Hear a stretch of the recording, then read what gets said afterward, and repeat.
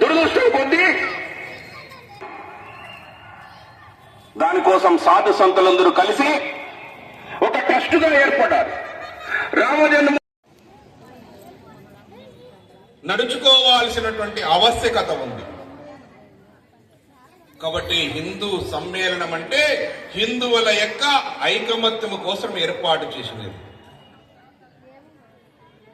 ఎందుకొరకు ఈరోజు చేయాల్సి వచ్చింది? ఇదేదో రాష్ట్రీయ స్వయం సేవక సంఘ్ 100 సంవత్సరాల సందర్భంగా రాష్ట్రీయ స్వయం సేవక సంఘ్ను ప్రశంసించడానికి పొగడ్తలు చేయడం కోసం ఏర్పాటు చేసినటువంటి సమ్మేళనం కాదు. ఏ హిందువులైతే ఈరోజు ఐకమత్యమై సంఘటితమై ఒక శక్తిగా ఆవిర్భవిస్తున్నటువంటి ఈ సమాజము జాతి ఉందో, ఆ జాతి యొక్క చైతన్యానికి రాబోయే రోజుల్లో జాతి యొక్క శౌర్యాన్ని పరాక్రమాలను ప్రపంచానికి తెలియజేయడానికి కావలసినటువంటి ఒక సంకల్పం తీసుకోవడానికి ఈ హిందూ సమ్మేళనం ఏర్పాటు చేయడం జరిగింది. అయితే ఇదంతా ఎందుకు జరుగుతున్నది అనేటువంటిది కొంత తెలుసుకోవాల్సినటువంటి అవసరం ఉంది. గడిచిన శతాబ్దంలో ఈ దేశం పైన అనేకమైనటువంటి అరాచక శక్తులు దాడులు చేశాయి. ఈ దేశ సంపదను దోచుకొని వెళ్ళాయి. ఈ దేశానికి ఆధారమైనటువంటి దేవాలయాలను ధ్వంసం చేశారు. ఈ దేశంలో లక్షలాది మంది మహిళలను అపహరణ చేశారు, హత్యలు చేశారు. ఈ దేశాన్ని ముక్కలు ముక్కలు చేయడానికి ప్రయత్నం చేసి అనేక భూభాగాలను ఈ దేశం నుంచి విడగొట్టారు.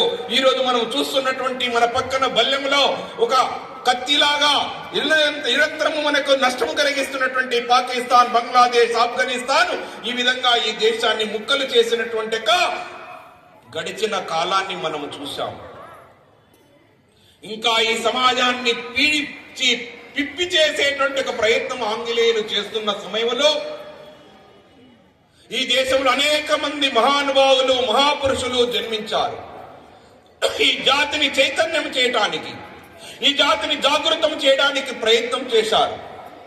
బానిసత్వంలో మరుగుతున్నటువంటి ఇక భారతదేశాన్ని ఉక్కు సంఖ్యలలో బంధించబడినటువంటి భారత మాత యొక్క ఉక్కు సంఖ్యలు తెంచివేయడానికి ఈ సమాజానికి ఒక చైతన్యం తీసుకొచ్చేటువంటి ఒక ప్రక్రియ కొనసాగింది. జరుగుతున్నటువంటి ఆ ప్రక్రియలో భాగంగా జన్మించినటువంటి ఒక మహాపురుషుడు డాక్టర్ కేశవరావు బలిరామ్ హెడ్గే వారు గారు 1925లో రాష్ట్రీయ స్వయం సేవక సంఘులు రాగపూర్లో ప్రారంభం చేశారు. ఈరోజు 100 సంవత్సరాలైన సందర్భంగా మనం కార్యక్రమాలు జరుపుకుంటున్నాం. ఎందుకోసం ప్రారంభం చేశారు? ఆత్మ విస్మృతి చెందినటువంటి జాతిలో ఆత్మ విస్మృతి చెందిన జాతిని తిరిగి జాగృతం చేయాలి. తనను తాను మరిచిపోయినటువంటి సమాజాన్ని తను ఎవరో గుర్తు చేసేటువంటి ప్రయత్నం చేయడం కోసం ఆర్ఎస్ఎస్ ప్రారంభం చేయబడింది. నేను హిందువు అనేది మరిచిపోయి కొట్టుమిట్టాడుతున్నటువంటి సమాజంలో హిందువు అనే గర్వించేటువంటి ఒక వాతావరణ నిర్మాణం చేయడానికి ప్రయత్నం జరిగింది. అసంఘటితమైనటువంటి ఒక సమాజాన్ని సంఘటితము చేయడానికి, అనేకమైనటువంటి సమాజంలో ఐకమత్యం తీసుకురావడానికి, ఆత్మ కేంద్రితమైనటువంటి ఒక వ్యక్తి అంటే తను తన కుటుంబం అనేటువంటి ఆలోచనతో కొట్టుమిట్టాడుతున్న వ్యక్తిలో సమాజ కేంద్రితము చేయడం కోసం, సమాజం కోసం పనిచేసేటువంటి ఆలోచన భావన తీసుకొని వచ్చేందుకోసం ఆర్ఎస్